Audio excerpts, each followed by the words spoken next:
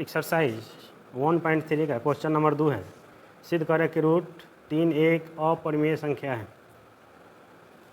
इसको सिद्ध करना है कि रूट 3 जो है क्या है, अपरिमेय संख्या है। आइए इसे सॉल्व करते हैं। चलिए मान लेते हैं, माना कि रूट 3 एक परिमेय संख्या है, तब परिमेय संख्या की परिभाषा से, परिमेय संख्या क्या परिभाषा है, जिसे p बटा q के रूप में लिखा जा सके। p और q पूर्णांक हो तथा q इक्वल टू नॉट 0, यानी रूट 3 बराबर p बटा q, जहाँ p और q पूर्णांक है तथा q 0 के बराबर नहीं है। परिमेय संख्या के लिए आवश्यक है। साथ ही मान लेते हैं कि p और q अभाज्य। ये भी मान लेते हैं p और q जो है क्या है, अभाज्य है, यानी कि p और q में एक के अतिरिक्त कोई अन्य संख्या उभयनिष्ठ नहीं है। इसे 1 नंबर मान लेंगे। और अब इसे हम रूट 3 बराबर p बटा q है। रूट 3 के नीचे एक छुपा हुआ है, इसको हम क्या करेंगे, बैसियम कर लेते हैं। तो रूट 3 में q से गुना करेंगे तो क्या होगा, रूट 3 q। यहाँ एक छुपा है, एक में p से गुना करेंगे तो p होगा। दोनों ओर वर्ग करने पर हम इसे दोनों ओर वर्ग करते हैं, तो रूट 3 q का वर्ग हो गया, यहाँ p का वर्ग हो गया।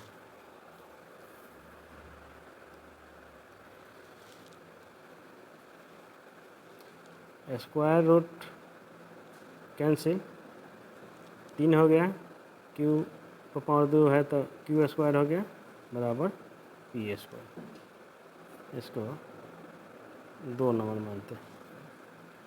तो गुना में है, इधर जाएगा तो भाग में होगा, यानी 3 जो है p स्क्वायर को विभाजित करता है। 3 p स्क्वायर को विभाजित करता है, तो प्रमेय से 3 p को विभाजित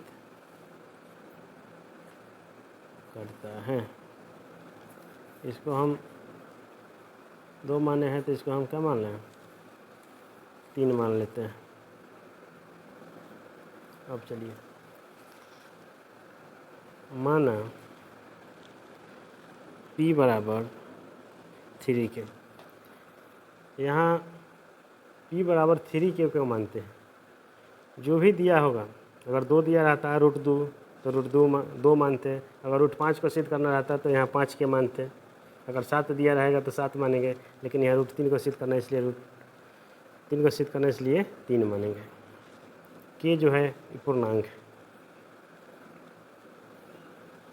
संबंध 2 से, यानी कि इस 2 में किसका मान रखना है, p का मान रखना है 2 से। तो 3 q स्क्वायर हो गया बराबर p का मान 3 के है, तो 3 के p का स्क्वायर है तो इसका भी स्क्वायर हुआ 3 q स्क्वायर।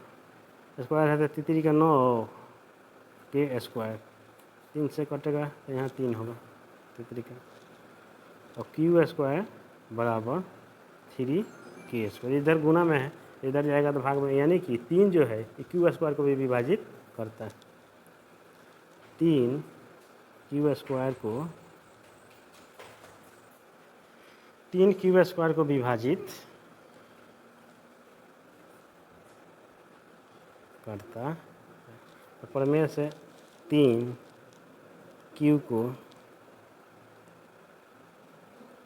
विभाजित करता है। इसको हम मान लेते हैं 4 नंबर। देखिए पी को यहाँ 3 पी को विभाजित कर रहा है और 3 क्यू को भी विभाजित कर रहा है, यानी कि पी में और क्यू में दोनों में 3 जो है क्या है, उभयनिष्ठ है। दोनों में क्या उभयनिष्ठ है, 3 उभयनिष्ठ है। 3 उभयनिष्ठ है तो हम लोग पी को भी विभाजित कर रहा है, 3 क्यू को भी विभाजित कर रहा है। हमने क्या माना था, ये पी और क्यू को जो है सहभाज्य है, यानी कि एक के अतिरिक्त इसमें कोई संख्या उभयनिष्ठ नहीं है। लेकिन यहाँ देखते हैं कि पी और क्यू को 3 विभाजित कर रहा है, इसका मतलब पी और क्यू में क्या है, 3 उभयनिष्ठ है। अतः जो हम माने थे तो हमारे मान्यता में क्या है, विरोधाभास उत्पन्न कर रहा है। इसका मतलब है कि जो हम माने हैं कि √3 जो है एक परिमेय संख्या है, ये गलत है। यानी कि √3 जो है क्या है, परिमेय संख्या है। आइए इसे लिखते हैं। संबंध 3 और 4, 3 और 4 से स्पष्ट है कि हमारी मान्यता गलत है कि पी और क्यू सहअभाज्य है।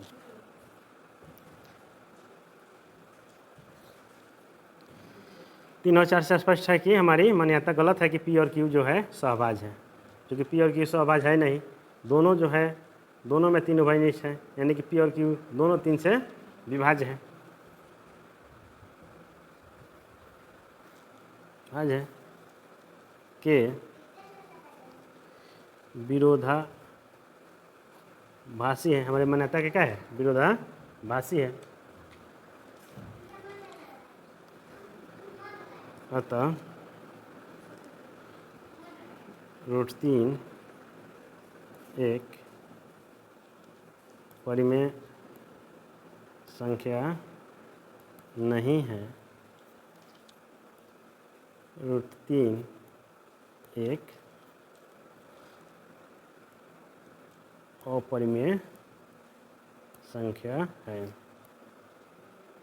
सिद्ध हुआ। इस प्रकार क्या हुआ, सिद्ध हुआ। 3 नंबर का प्रश्न लगभग प्रति साल बिहार बोर्ड के एग्जाम में पूछा जाता है, इसलिए इसे ध्यान से समझिए और याद रखिए।